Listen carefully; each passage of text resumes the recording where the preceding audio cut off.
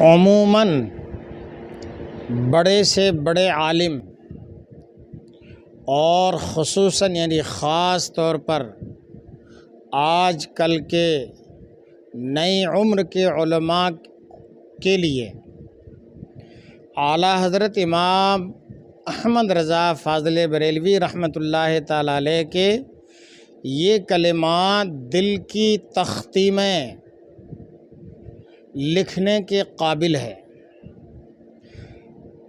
اعلیٰ حضرت فرماتے ہیں کہ رائے لینے میں، مشورہ لینے میں کسی چھوٹے بڑے سے عار یعنی شرم محسوس نہ کرو۔ کوئی علم میں کامل نہیں ہوتا۔